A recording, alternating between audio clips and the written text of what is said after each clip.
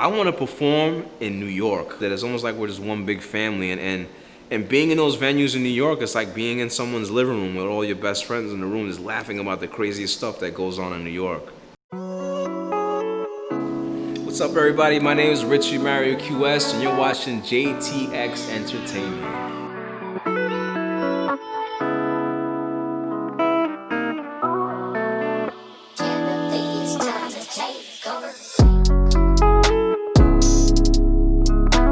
I grew up in Long Island. My first half of my life, I did grow up in Long Island. It was a small town. It was called Wyandanch, and the neighbor was predominantly African American. And it was a small group of Salvadorans, Puerto Ricans, a small Latino community. But that was predominantly mostly African American. The first neighborhood that I grew up in. My heritage, I grew up with my father. He's an immigrant from El Salvador. He was in the military pretty much half his life. I think he came out here in probably like the late 80s after the Civil War broke out. And my mom, she's Puerto Rican, but she was born and raised here in New York. And she's second generation. Like, her parents were from Puerto Rico, but she was born and raised here in New York. What's the one thing that most people don't know about me? I say a lot of people don't know that I can do backflips. Like, that's the funniest thing, that people think because I have like this certain look that I guess they assume that I can't do other things and make people laugh or act in camera. And I have little tricks here and there, man. And it's funny because a lot of people that do know me on a personal level, that was known for that. I was always known for doing like backflips in the hallway in school or out in the street. And even when people didn't know my name, they used to be like, "Yo, what up, backflip?" I'm like, "You know my name is Richie, right?" And I'm like, "Oh, all right, whatever, backflip."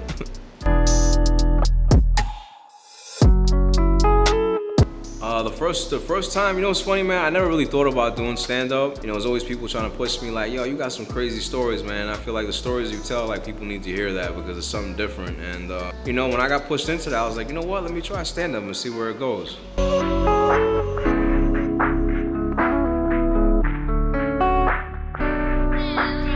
mean, man, like, I never even thought about acting. The same thing about comedy. Like, when I did comedy, it was kind of like late in my 20s, and it's funny how life works, man. Like, I remember quitting a job, and I ended up getting this job at a Sirius XM radio station. And I was like, I never thought about like working at a radio station, but I always wanted to do radio because of the fact that I like talking to people. And when I was at that radio station, I started meeting actors, and I started meeting people who were trying to come up actors, and they inspired me to go back to school. I met another kid in that class that was an actor. He inspired me to, like, he's like, "Yo, bro, you got so much emotion in you and so many life experiences that I feel like if you got on stage and expressed that, your emotions would be so real because of the things you experienced in the past." And that was like the beauty of me wanting to do acting, that I was like, I want to give that a shot and show my emotions on stage and bring it to life.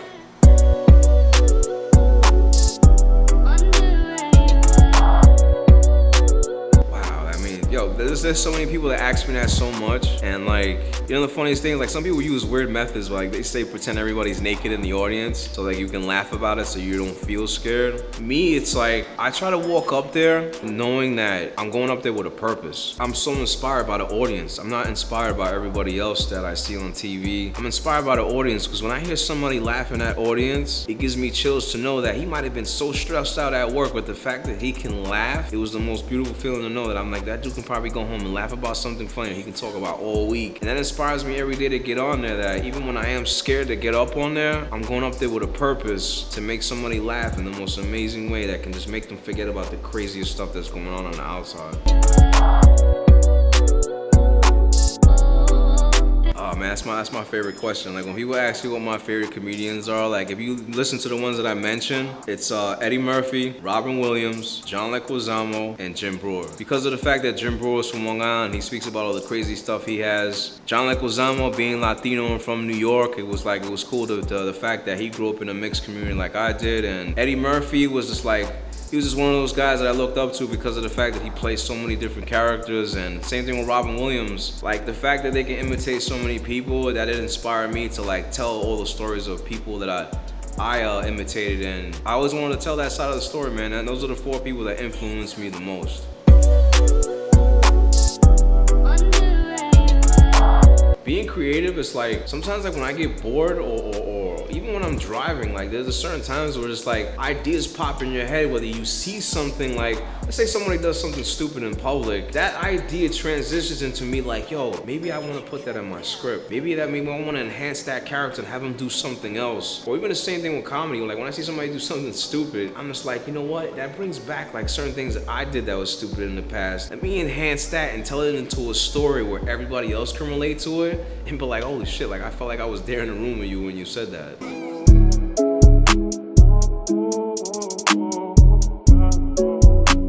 Man, the spot that I caught chills from, man, was performing the first time when I first started doing comedy. I was able to perform at the Gotham Comedy Club after comedy school, and like I never thought about going to like comedy school to learn how the game goes, because you can't just go to comedy school and just say like I want to be funny. Like that's something that either comes natural to you or it doesn't. And I went to comedy school because I wanted to break into that industry to see what is it that people do and how do you get into gigs and how do you talk to certain people. And the first time I got on stage, man, like I caught chills. It was just like, man, so many people have performed on this stage, and the fact that I was able to walk on that stage and hear people laughing, and the best part about the end of that show, man, is when I walked off, somebody tapped me on the back, bro, and it was like, dude, that was some crazy ass shit you said, bro. I've never heard anybody say that. And from then on, man, I was just like, man, this is something I always want to do, is to hear someone laugh like that and be willing to hear some crazy stories. And like I said, when I first got on stage, man, I was ready to throw up before I even got on that stage, bro. I was like, yo, dude, I think I'm gonna just walk out of this venue and be like, I'm never doing this again. But the fact that when I got off that stage, man, that was the most beautiful feeling in the world, man, of catching goosebumps, of hearing someone like, yo, bro, that shit was hilarious.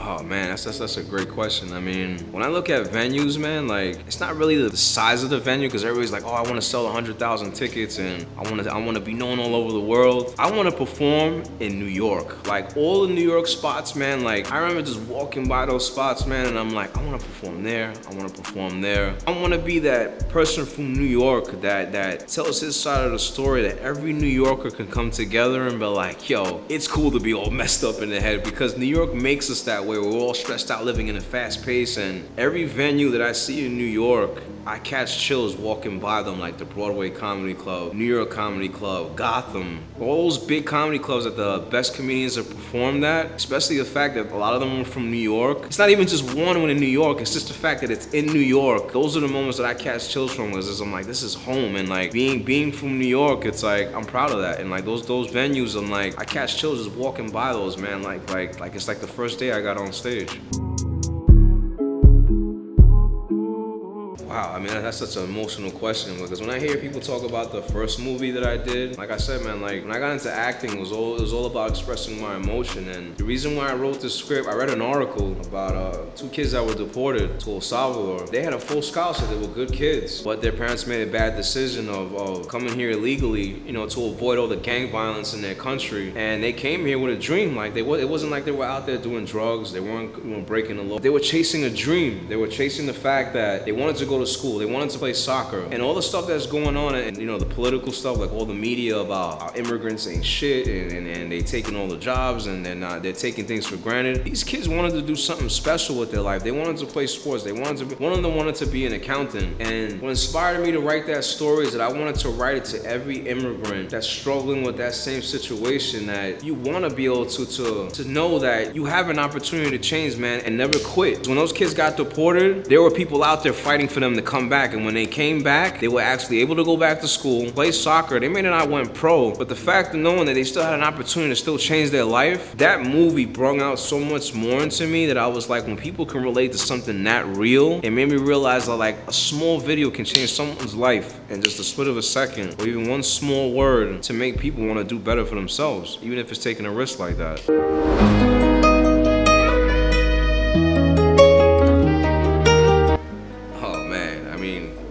Criticism, like, yeah, that comes with the territory of anything you do, man. Like, I haven't got criticized like that in a harsh way, and I'm sure people are probably thinking certain things like, that's not something you should be doing, and blah blah blah. And that's just gonna come with anything, man. Like even ball players, like sports players and actors, they're always gonna say, oh, that movie sucked, or this guy didn't play that well in this game. And that's gonna happen, man. Like every day is not gonna be perfect, but I realize like as long as I'm happy doing it and I'm enjoying what I'm doing, you can hate what you want, bro, because I'm not going nowhere, baby. It's just, if this is something I love doing, I'm gonna keep going, man. Whether you love me or not, that's your choice, man. If you want want to dwell on being angry because I like what I do, that's on you, man. But as long as everybody else that I know is just having a good time with me, you're one less person I gotta worry about, bro. Like, you know what I mean? Do you. Like, have fun with that, you know what I mean? If that's what makes you happy to be miserable and criticize me, I wish you the best on that, bro. It is what it is, bro. Like, people are gonna do them, bro. And like, you don't like me, that's on you, bro. I can't force you to like me, and then that's what it is.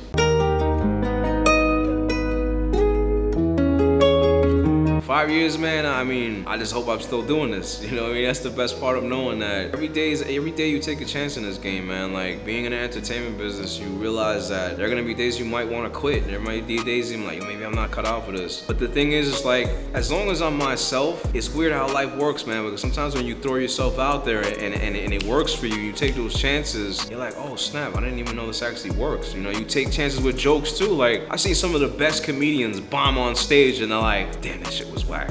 Like, maybe I'm not even cut out to be a comedian, because you know, you get your favorite comedians where you're like, damn, like, he messed up on that one. But you learn from your mistakes, man, and you learn from the crowd, like, you know, what makes people laugh, because every person is different. Certain people might find something different that you might find funny that he doesn't, and every diversity of each ethnic group is so different from each other. Like, I know as white people laugh from certain things, black people laugh at certain things different, and being Latino, it's like, you know, you relate with them, and that's what inspires me to write my jokes, man, that I learn from my experiences with people in the past and throw those out there, and they're like, damn, he really did grow up around certain people like us. And that's the best part about it, is relating with people, man, you know, from experience.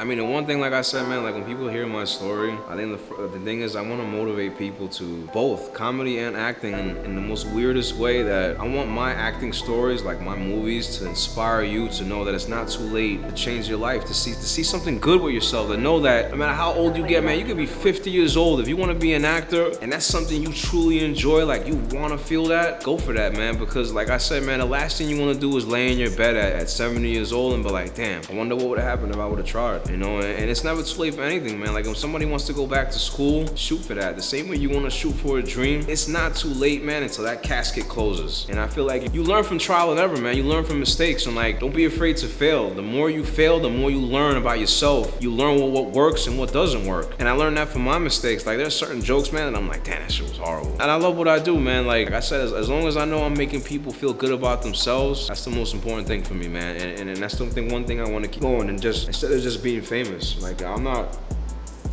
trying to, like, I'm never sat there and said, like, I want to be famous. I want to be the most known guy in the world. I want to feel important to somebody else's life. I want to be able to know that, like, you know, you were the one person that made me want to chase my dream. And you were the one person that made me want to keep going. And that's the most important thing to me, man, that as long as that road goes, I'm happy with that, man. And like I said, if that keeps continuing, then I can say that, you know, God bless me with something that I'll never forget.